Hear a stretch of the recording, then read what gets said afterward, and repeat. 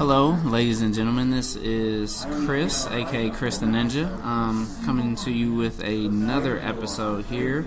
This is actually going to be a really special show today because I do have a guest joining me, Mr. Eric Huffman. Hey, what's going on? Cubs represent. So we knew each other back in high school. Don't think we really knew like how much we liked movies. It's definitely something I think I learned about you much more recently. Yeah, so it definitely came later, but it was just a matter of seemed like an organic move to kind of do something together, to collab, because I've had a chance to read a lot of his stuff and I've liked it, and he's read some of my stuff and liked it too, so it just seemed like a natural hookup. I'm going to be putting the link below for my blog, so I would appreciate you if you would tune in for that, follow that, and where can they find you at, Eric? So, I'm actually part of a team right now. We've got a podcast called The 5-Man Weave, where we're largely discussing a lot of Michigan hip-hop. I also write my own reviews on Medium sometimes, so you can actually find The 5-Man Weave on Spotify and iTunes, so be sure to check that out. We've got 2 episodes up right now, featuring Marv One, Detroit battle rapper, and Chris Orick, who is signed to Mellow Music Group. Would greatly appreciate any listens or subscribers. Okay, fantastic. And then I'm gonna make sure I'm gonna get the info from you. I'll put the link in the video as well. For sure. Yes, sir. So first, we're gonna be talking about Bumblebee here, which is gonna be the newest Transformers movie that is opening up here this holiday season, and surprisingly, it's actually good. It's pretty good. Like it's pretty good. Like I was telling him before, because we actually went and saw it together as well. That when we first got out, that it seems like the key to making a good Transformers movie might have been to just let Michael Bay sit a couple plays out. Like just pretty much. Like yeah. So, I think it says a lot that in a franchise that is now on its 6th film, a franchise that has gained a reputation for being really not great cinema, that they sort of just decided to invest in actually telling one story. You know, with Revenge of the Fallen or Dark of the Moon or Age of Extinction, it seemed like there were so many story elements that just came out of nowhere and didn't make a whole lot of sense. But behind Travis Knight, who also directed Kubo and the Two Strings, it seems like there was a much more concerted effort to be a lot more focused and a lot more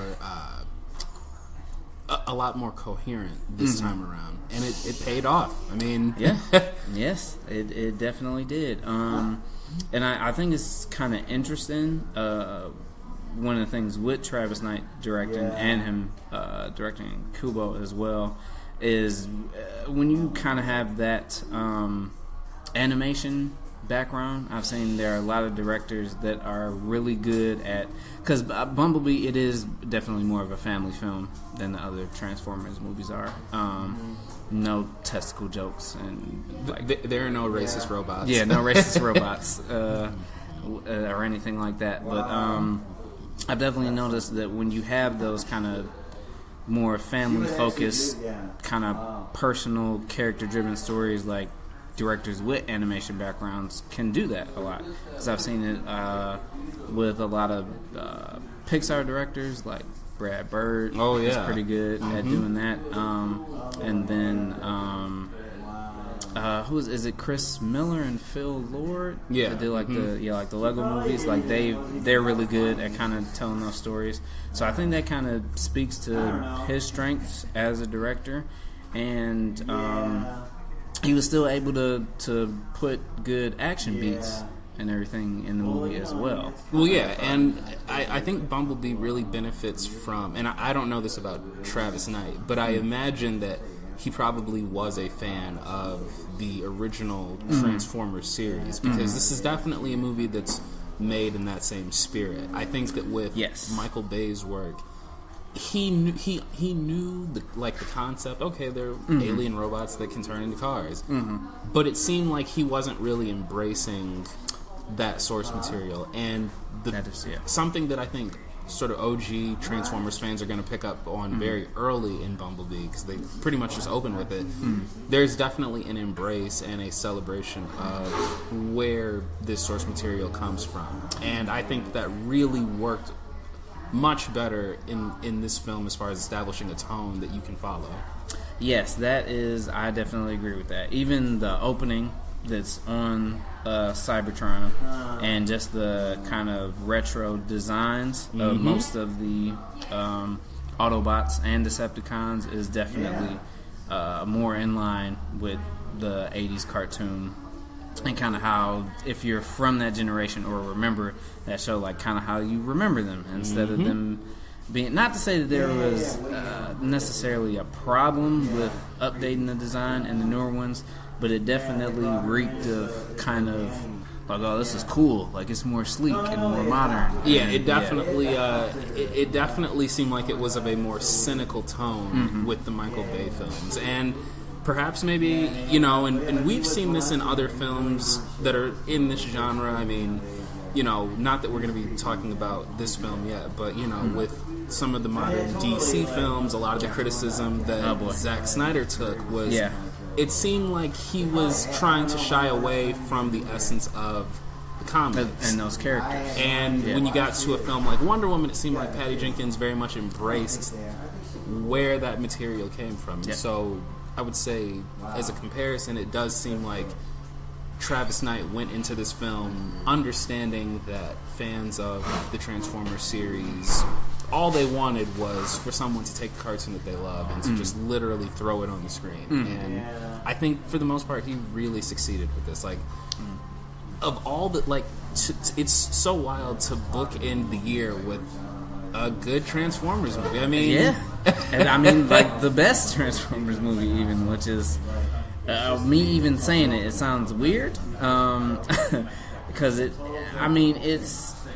it's definitely like I say, like a testament to Travis, to all of the cast and crew that was involved. That, like you're saying, that this is like the 6th film in the franchise, and where usually if you're 5-6 films in, you're running out of gas. Oh yeah. But this has actually set it up to, they can actually branch out and do more stories from this. Like, there's more of the story to tell with the characters. Or, I mean, if this is it, like if this is kind of just where it's left, I doubt it.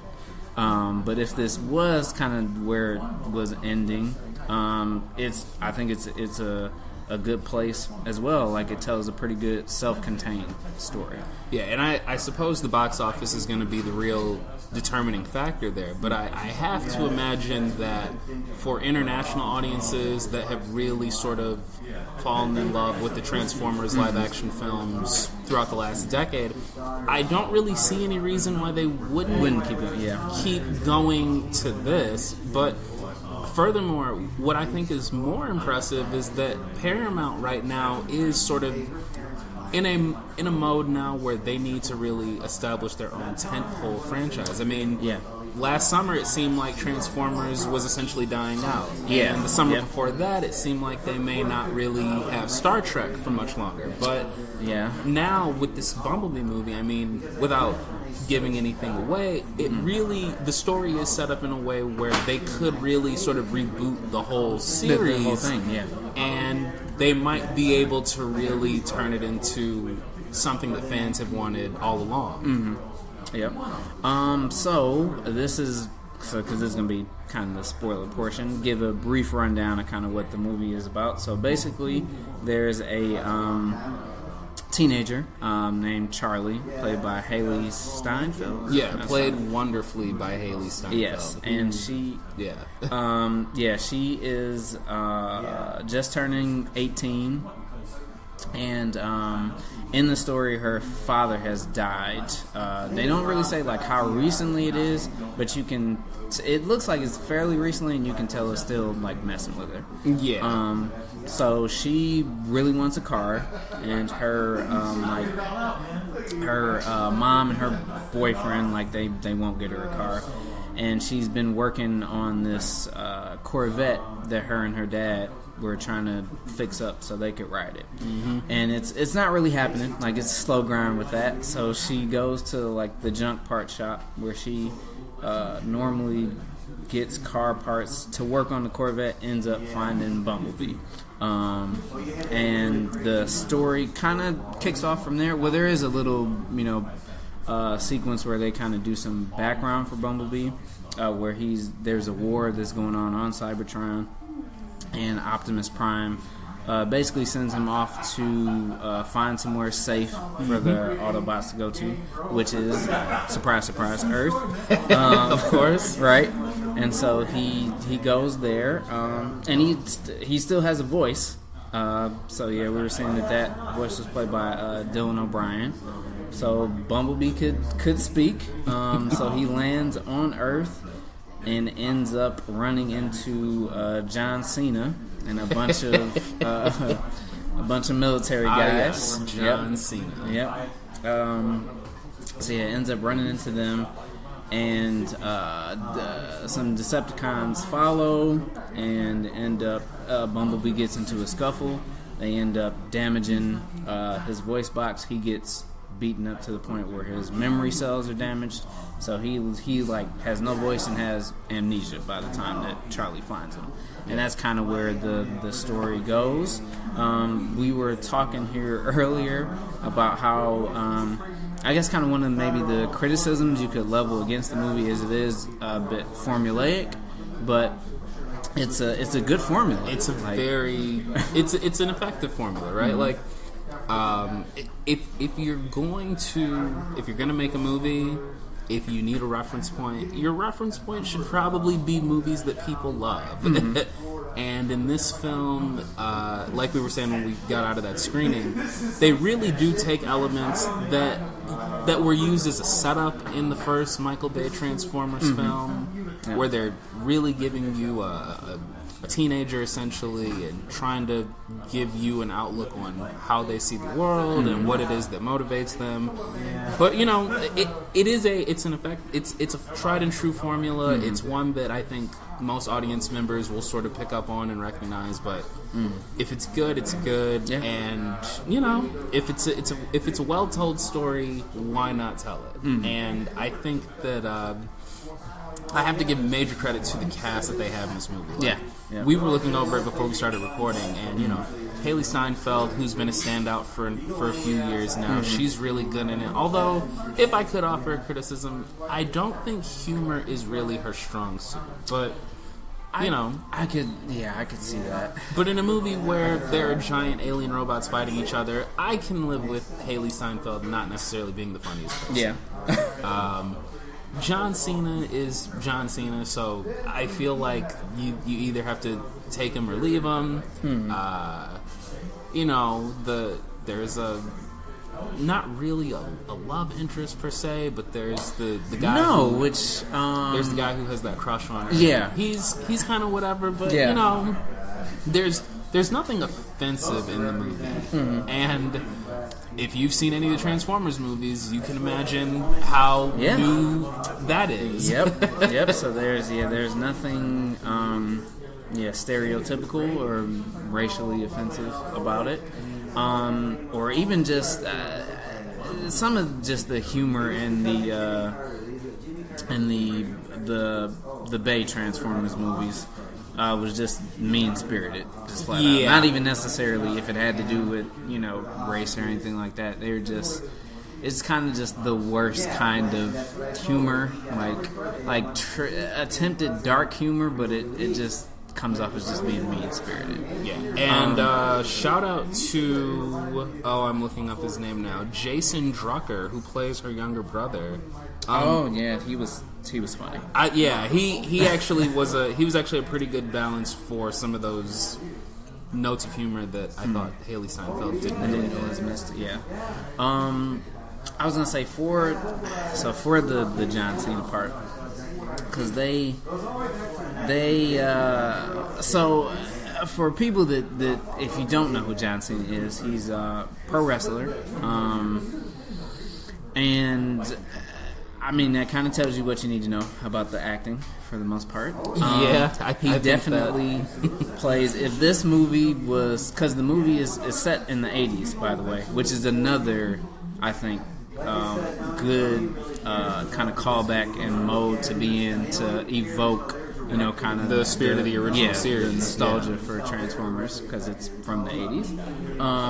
The movie is in the 80s, and if this had been made in the 80s, John Cena's character definitely would have been Arnold Schwarzenegger, or Dolph, or Dolph Lundgren, just giving the most granite-faced one-liners you can think of.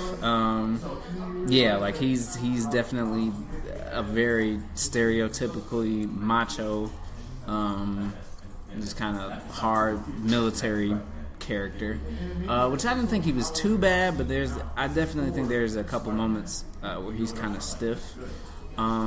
He does have one of the funniest lines in the movie, though, I thought. Which one are you referring to? Because the two Decepticons come to Earth hunting after Bumblebee, and they put on a front to essentially get access to the military's communications. And John Cena's character is leery of them, and his superior is well, maybe we should trust them. And he's they call themselves Decepticons. It's literally in the name. He had some good moments in it. I thought, like I said, he was a little stiff at times, but not enough to hold the movie back or anything like that. And it's probably a credit to the direction of the film that even though his character definitely has a presence in the story, he's never really required to carry almost any of the scenes. He's not, and he's definitely one of those characters that he provides kind of a secondary antagonist role, but he's not really the bad guy in the movie. And as a matter of fact, the reason that he doesn't trust Bumblebee, doesn't trust any of the Transformers, is kind of well founded. They pretty much blow his whole unit up at the beginning. So it's always interesting, I think, when you kind of introduce that element, where you have the clear good guys, clear bad guys, and then there's somebody that's just kind of in the middle. That's kind of making it difficult for one or the other. Definitely. But like you said, I thought the cast as a whole did a tremendous job. Shout out to Glenn Thurman showing up in this.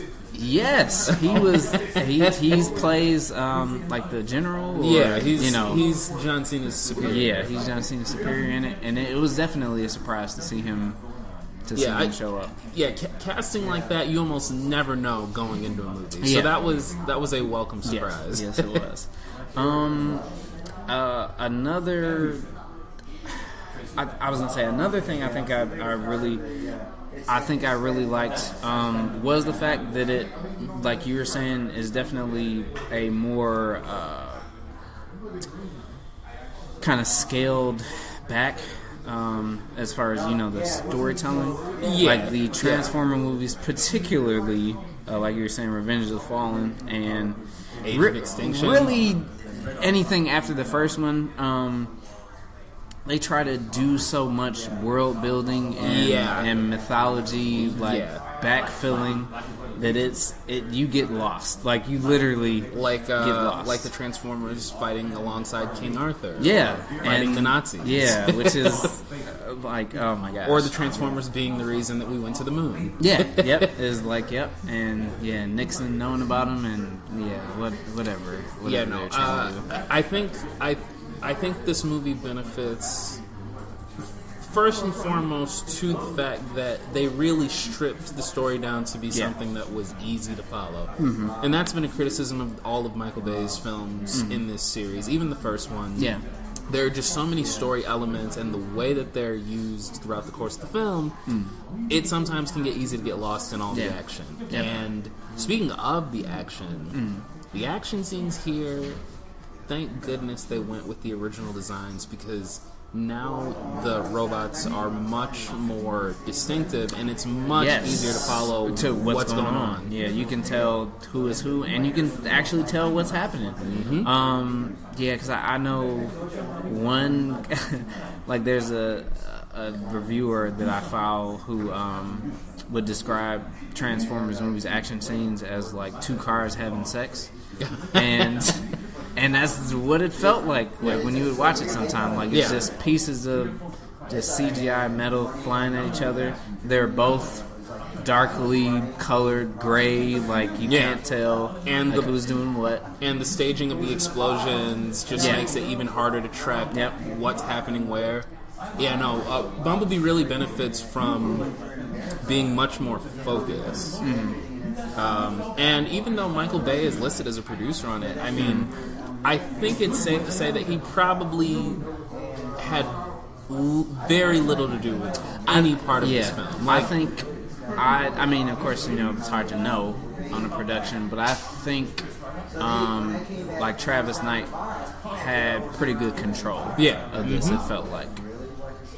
And so I you know, the way that the Last Night, the way that Transformers: The Last Night, the fifth film, performed, it underperformed. Yeah, you know, those films were trending in the $1 billion range after a certain point, and The Last Night came out and just took a really big dip. Yeah, I think it only did like 600 million, something like that. Yeah, and so what I am very curious about now, if Paramount has any ideas for where they might go from here.